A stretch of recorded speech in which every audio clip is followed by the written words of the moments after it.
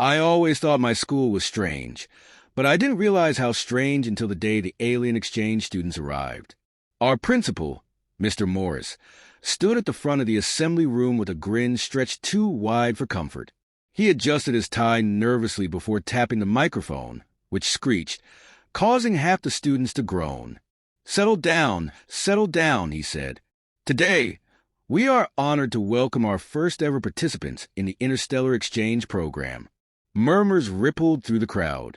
I leaned forward, trying to get a better look at the group standing behind Mr. Morris. When they stepped into view, the room fell completely silent. There were 3 of them, tall, slender, and otherworldly. Their skin shimmered in the fluorescent lights, shifting from emerald green to iridescent gold as they moved. Their heads were elongated, their eyes bulbous and black, and their fingers long and thin, like spider legs. The tallest one, who stood slightly in front of the others, raised a hand, or maybe it was just an arm extension. "Greetings," she said, but it wasn't exactly speaking. Her voice echoed in my head, vibrating against my skull. I instinctively reached up and touched my temples. "We come in peace to learn your ways and to share our own," she continued. It felt less like an introduction and more like a declaration. Some kids clapped awkwardly. Others whispered. I just sat there, frozen in my seat. "My name is KLYNN," the tall one said. She motioned to the others. "This is Vel and Rhine. We are honored to join your community." Then she smiled, or at least I thought it was a smile. Her lips, or the closest thing to lips she had, curved upward in a way that looked practiced but unnatural, like she'd studied human behavior without quite understanding it. I wanted to look away, but her eyes locked onto mine. Even in a room packed with students, I felt like she was staring right into my soul. By the time the assembly ended, the school was buzzing with excitement. Kids swarmed around the aliens, asking questions faster than they could answer. "Do you have spaceships? Can you read minds? Are you radioactive?" KLYNN and the others handled the attention well. They spoke calmly, their voices never rising, and answered every question with unnerving patience. "Our vessels remain in orbit," KLYNN said. "No, we cannot read thoughts. And no," she added with what might have been humor, "we are not dangerous to your biology." I stayed back, observing from the edge of the crowd. I was used to being invisible, and I preferred it that way. But then KLYNN turned her head and looked at me again. I froze. "Riley," she said. I blinked. "What? You are Riley, yes? How do you know my name?" Her lips twisted again, that uncanny imitation of a smile. "We have studied." Before I could ask what that meant, the bell rang, and the crowd dispersed. I slipped away, hoping I could avoid any further attention. The first encounter.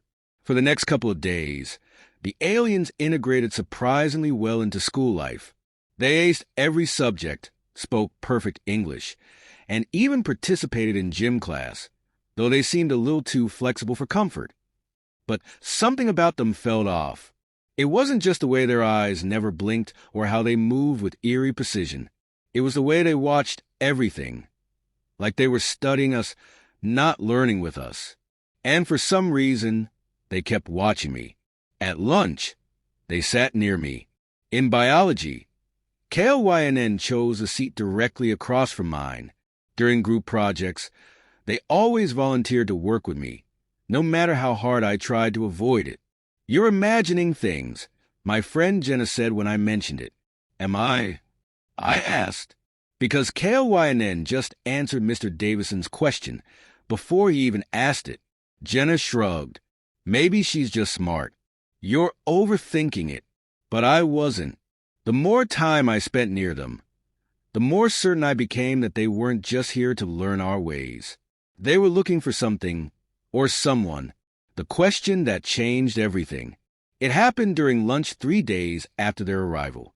I was sitting by myself, stabbing at a suspicious-looking pile of mashed potatoes, when KLYNN approached my table. "You are alone," she said. I blinked. Yeah. May we join you? Before I could respond, she and her friends were already sitting down. The entire cafeteria fell silent. Every pair of eyes locked onto us, but KLYNN didn't seem to notice or care.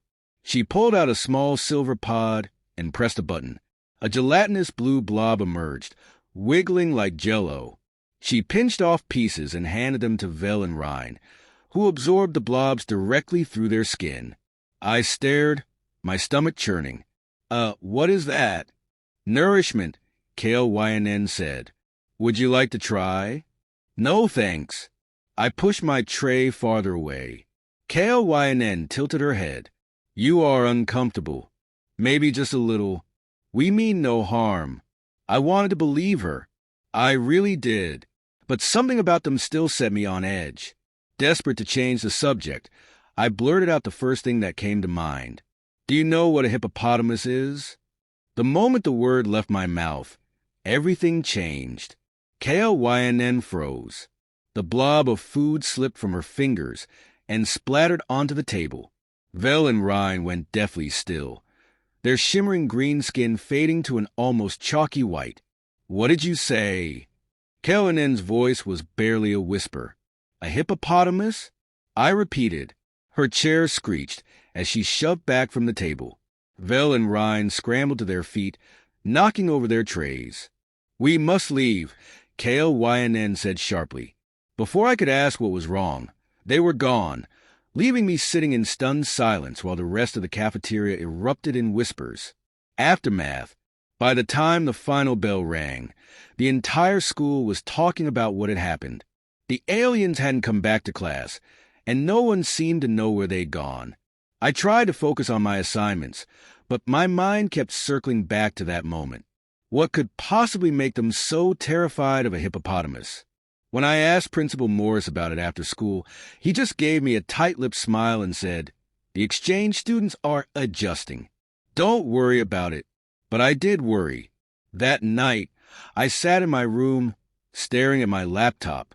I Googled everything I could think of: hippopotamus mythology, alien fears, ancient animal legends. Most of it was nonsense, but one article caught my eye.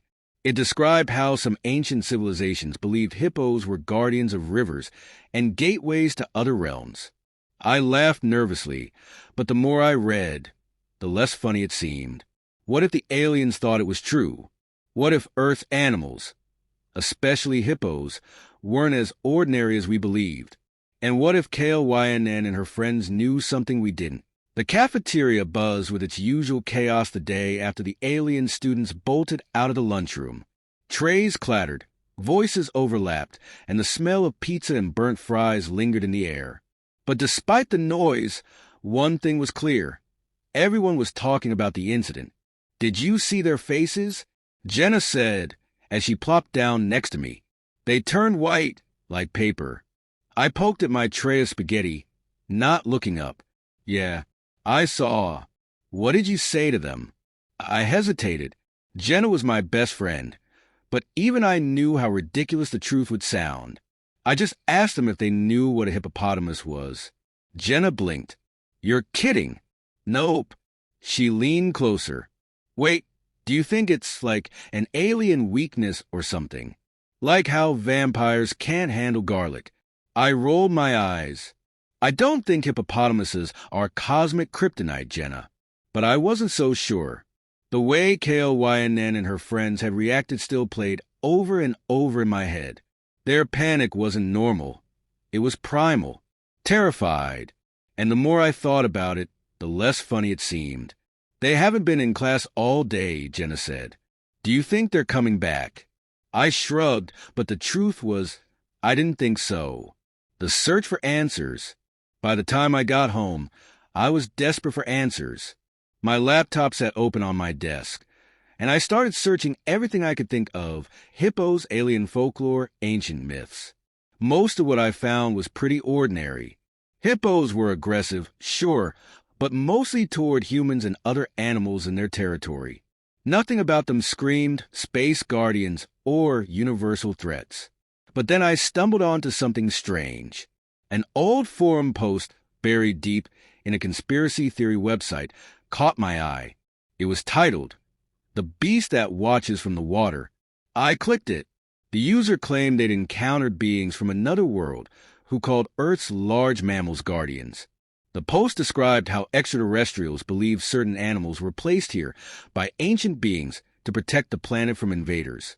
The beasts, the post said, were designed to blend into Earth's natural environment, appearing harmless until provoked. The picture attached showed a blurry image of a hippo standing in the shallows of a river, its massive mouth open wide. I leaned back in my chair, the screen glowing in the dim room. It had to be fake, right? But if it was, then why had HFY reacted the way she did? I needed to talk to HFY. A tense meeting. I found HFY and her friends after school, huddled behind the gymnasium. Their skin still had that pale, ghostly tint, and the moment they saw me, they stiffened. "What do you want?" HFY asked. "We need to talk," I said, trying to sound confident even though my heart was pounding. "No, please." I took a step closer. "I'm not here to mock you.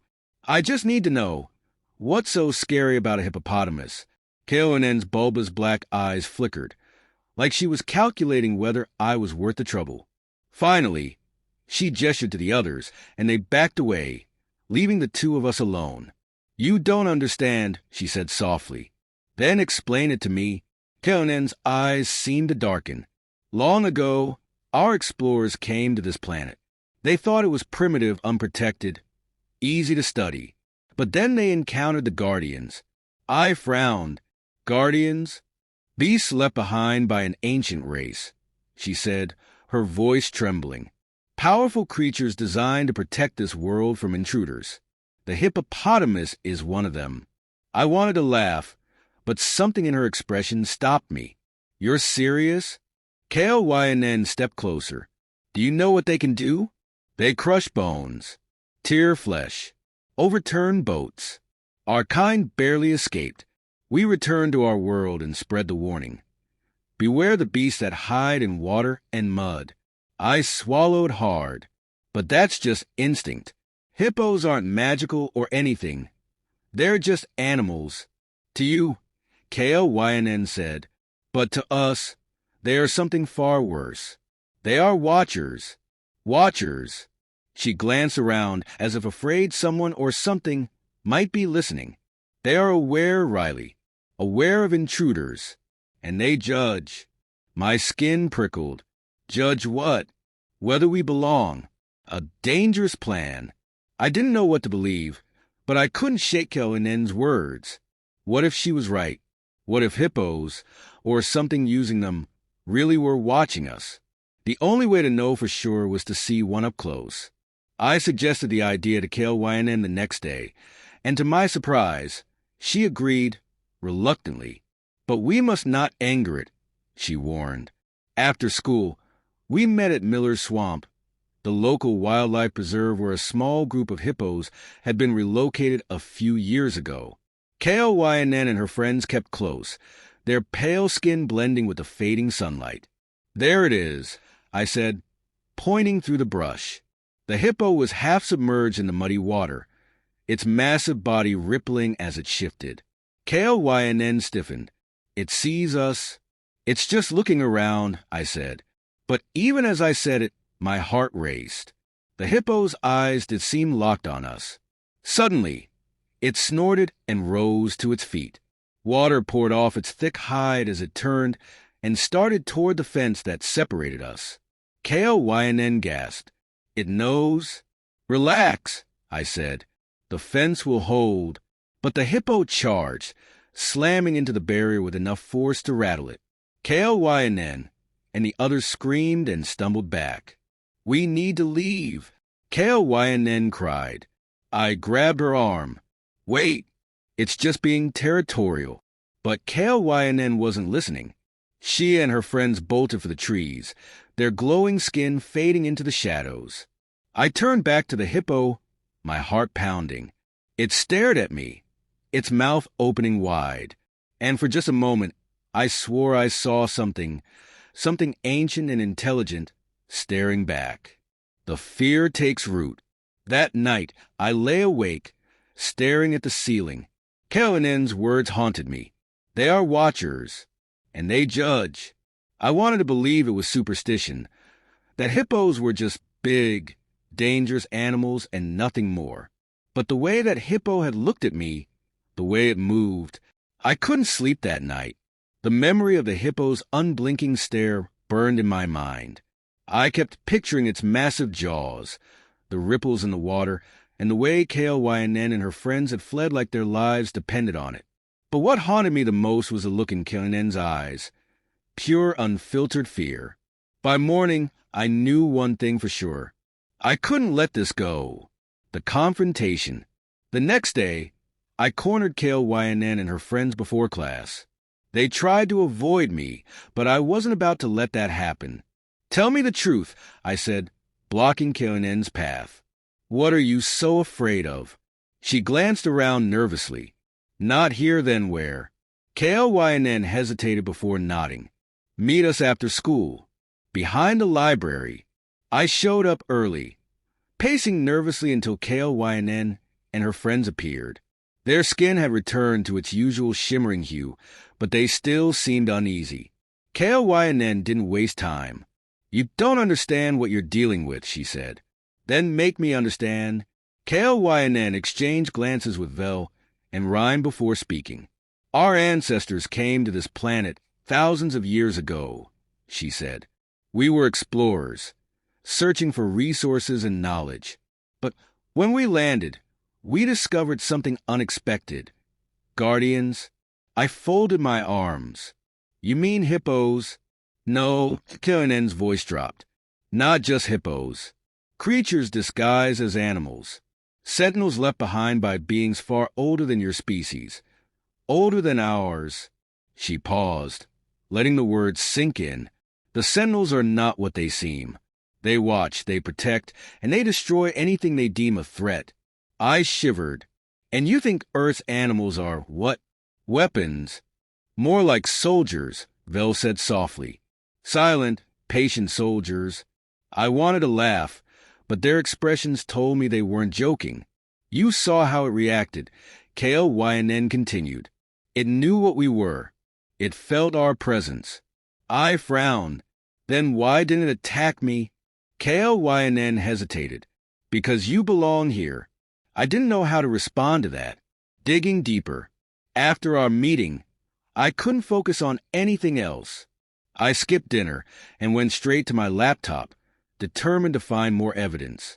I stumbled across an ancient Egyptian myth about Taret, a goddess who protected pregnant women and guarded the gates to the afterlife. She was often depicted as part hippopotamus. But that wasn't the weird part. According to the myth, Taret was said to ward off demons and invaders, using her strength to maintain cosmic order. The pieces started to fall into place. Maybe the aliens weren't just afraid of hippos. They were afraid of what hippos represented. Guardians, protectors of life and death.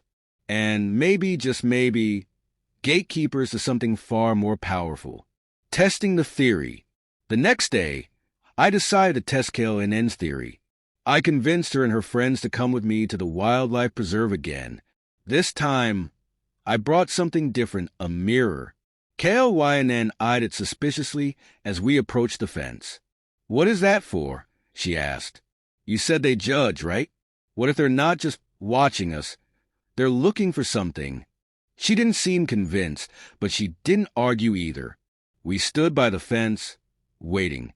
The hippo surfaced almost immediately, its eyes fixed on us.